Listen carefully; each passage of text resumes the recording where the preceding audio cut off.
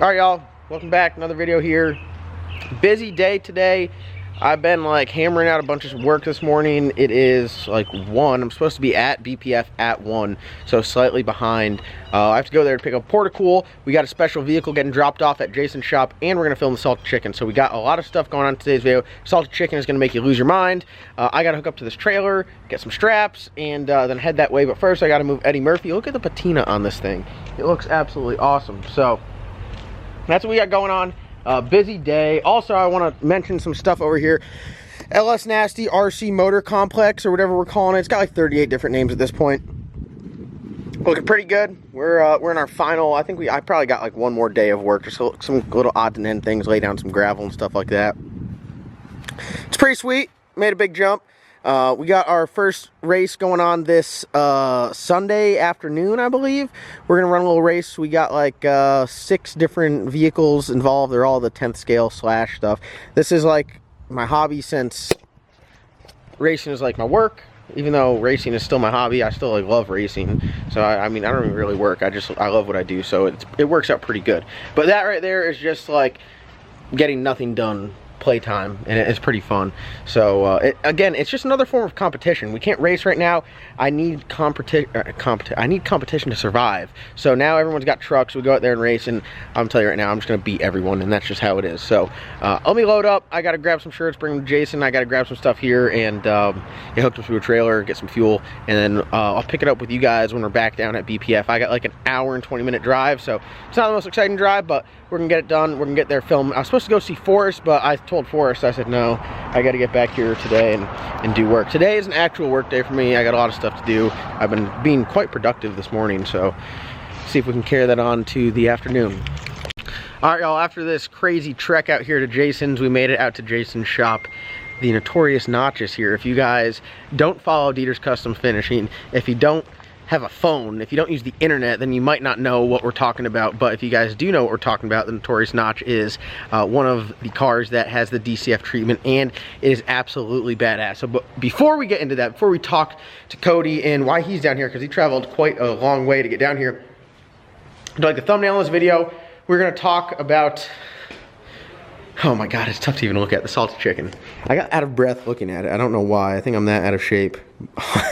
Dude, this thing is absolutely insane. Let me just climb in here. This is what we got going on. So we have strange rear end. We got our alphas on there, and that's about it. Everything, all the floors and everything are cut out of the car, and it's pretty intense. So this is, I guess, what it takes to build a race car. Now, the rear end in here is not 100% centered. It's slightly off. So as you can see, it's a little bit tighter over there as is over here. It is not at its exact ride height. It's going to be sitting down about right there. So you can take it down another 2 inches or so, 2-3 inches.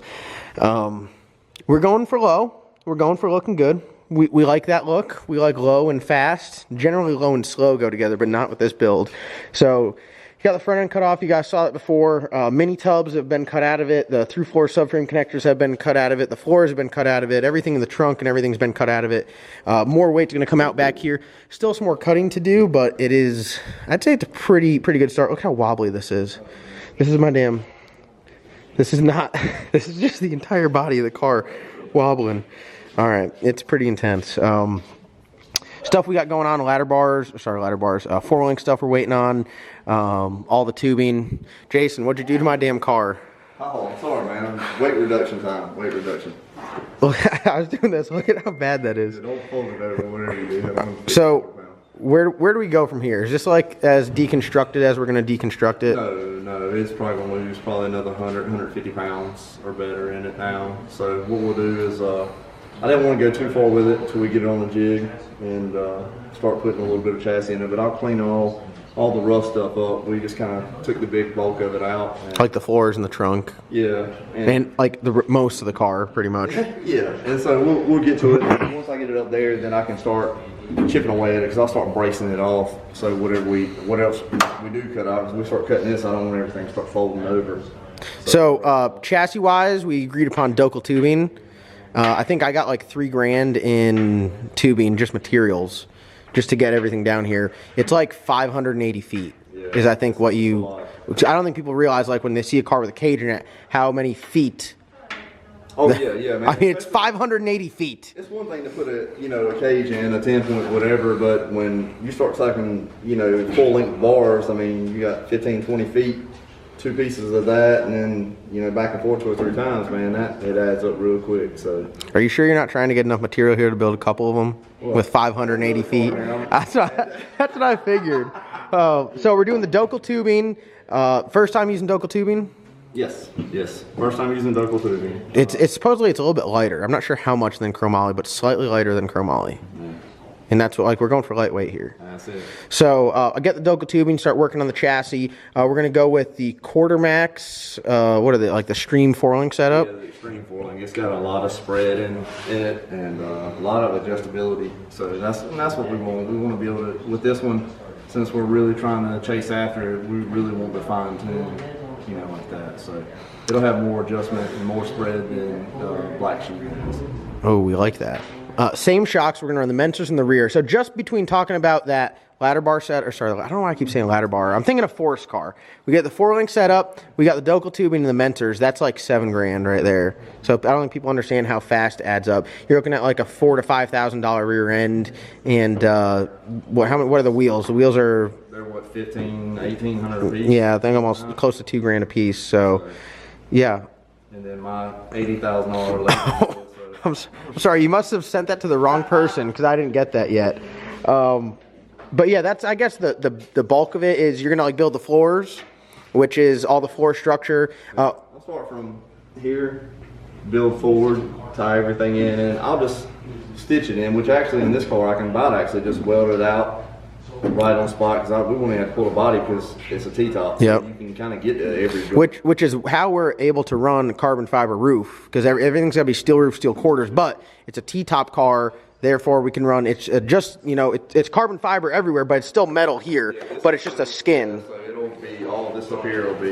So we'll have our certain sections that we keep, but yeah, we're going to take as much out as possible. I mean, won't be anything left when we. And as far as fitment, when you get to doing seating position, carbon fiber seat, you got to build the brace for it. I got that Tim McCamus kit, which has everything for it, so hopefully that should help out a little bit.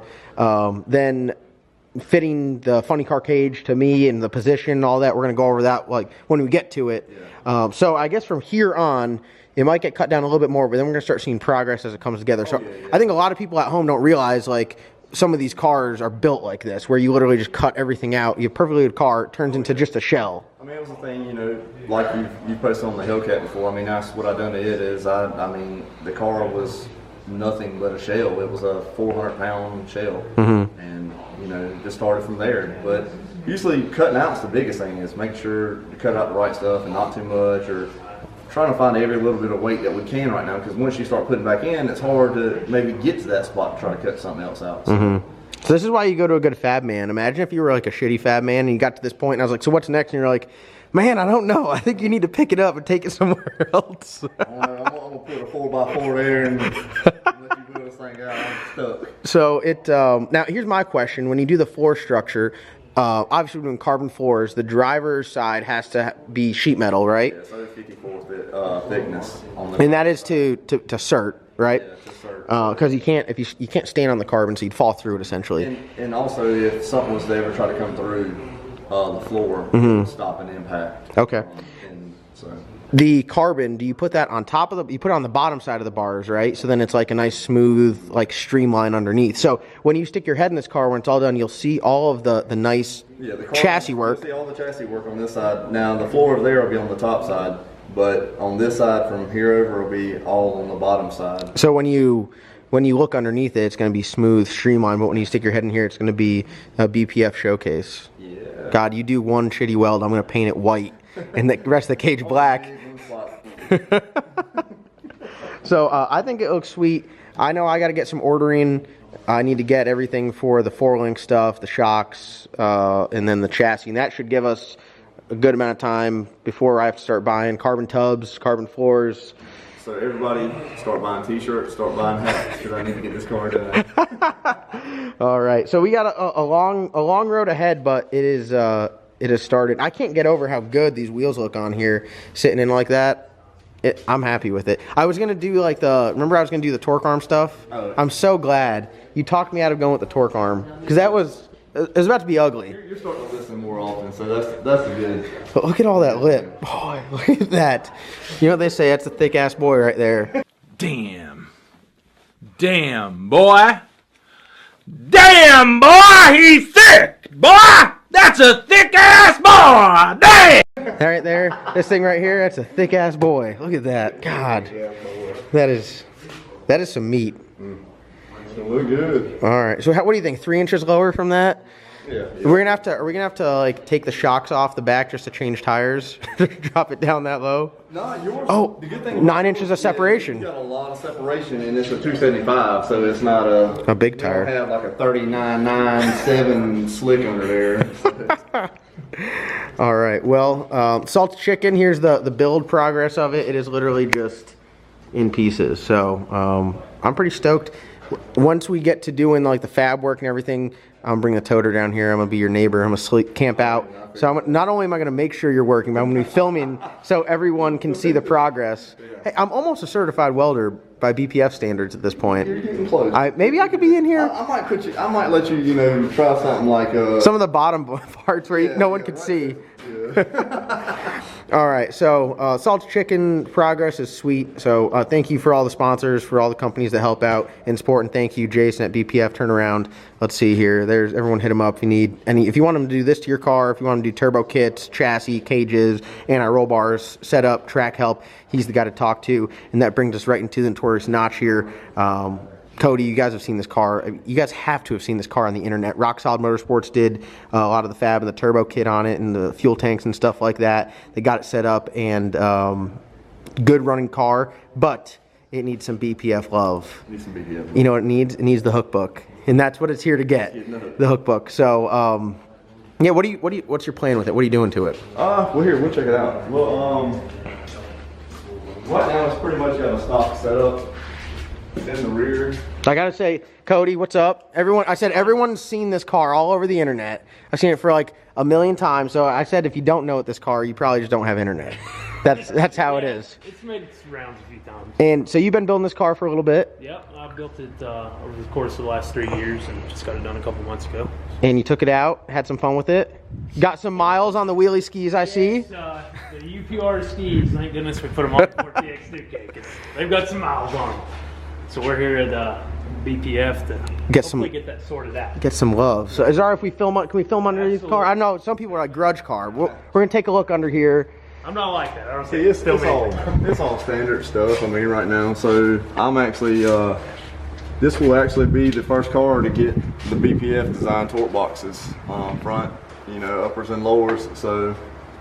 And what does that do? What's the benefit? Why do you need to run an aftermarket torque box over the factory torque boxes? Well, besides ripping these out, yeah, strength and adjustability. Once you start making the power like this car makes, kind of like with Bad Apple, we were able to not just say the heck with it. We were able to go in there and make adjustments, bar adjustments, get the percentages where we want them, the angles we want, and voila, now we picked up 2 or 3 numbers with it. So yeah, we picked up like 2 to 3 tenths just by changing the bar angles, able to apply more power. And I guess on a stock configuration like this, it's tough to, you're limited in what you can change. Yeah, and so this car, it wasn't separating. So what I'm gonna do is I'm gonna change the boxes in it and scale it out. And I'm actually gonna change these as well. I'm gonna put in some adjustable BPF lower brackets. Yeah. Look at this, all in-house now. Pull that wishbone off. We don't need it anymore. And we're gonna try to get him set up and have him do some testing before he takes it back home, and hopefully we'll see this car do like the Bad Apple one. So you're getting the hook book treatment. Are you excited? Jesus. Are you excited now? Excited. Jason's goal is he's out here. I'm looking forward to an A to B pass in this car where I'm not having to drive the absolute crap out of this thing. So you've just been wheelie happy lately. You didn't knock tires off for wheelie. Yes, exactly.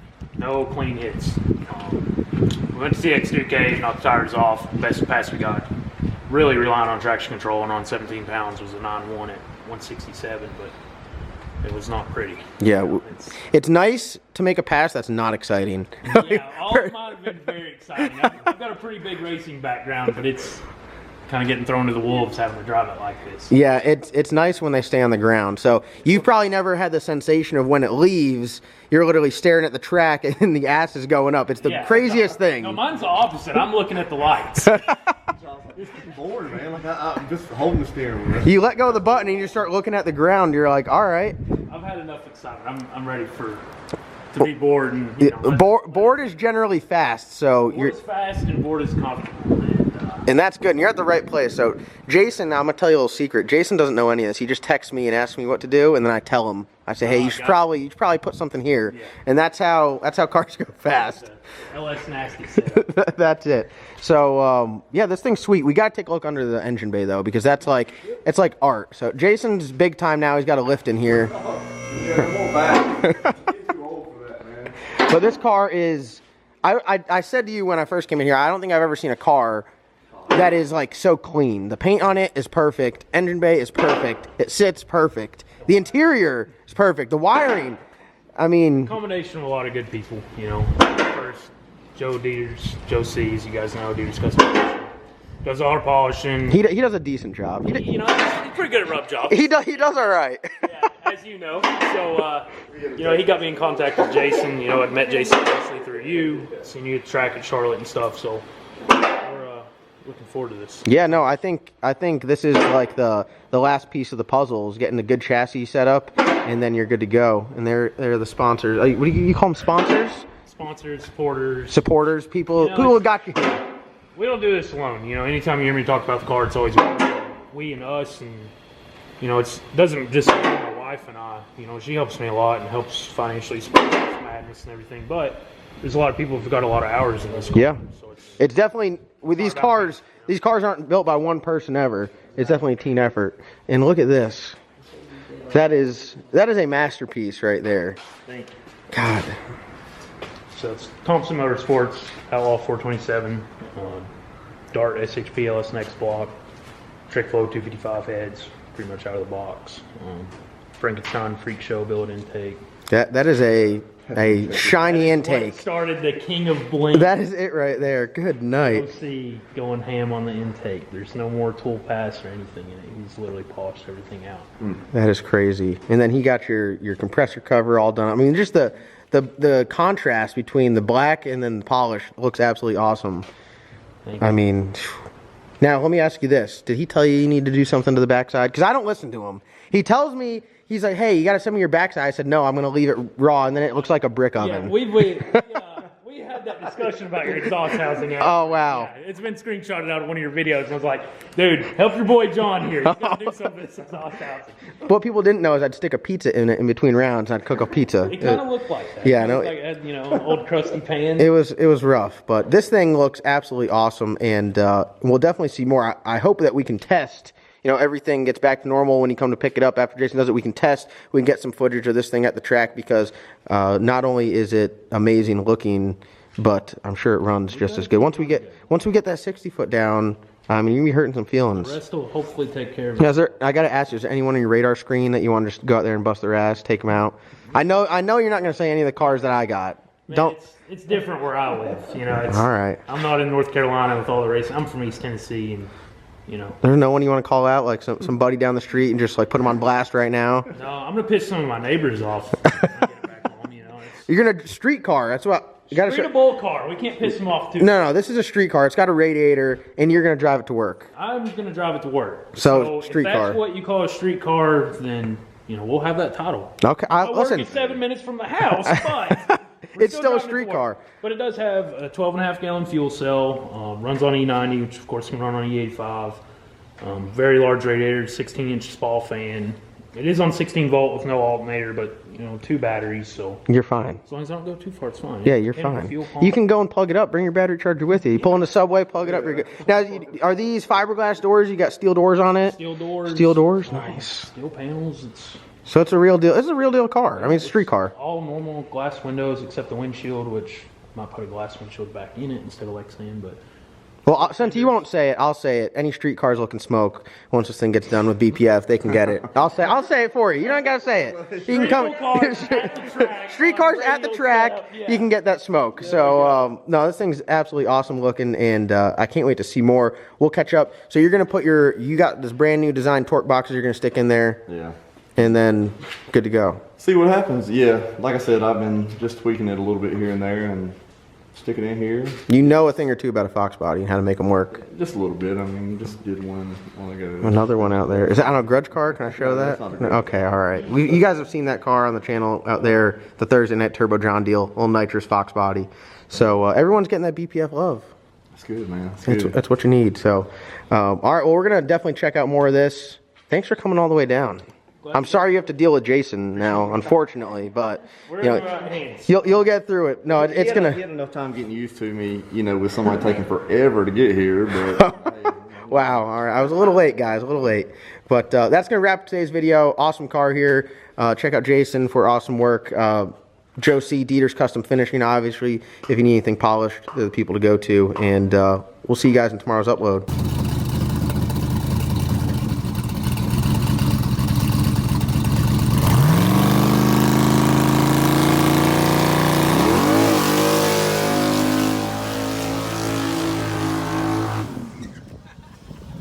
He just doesn't know how to do a mediocre burnout.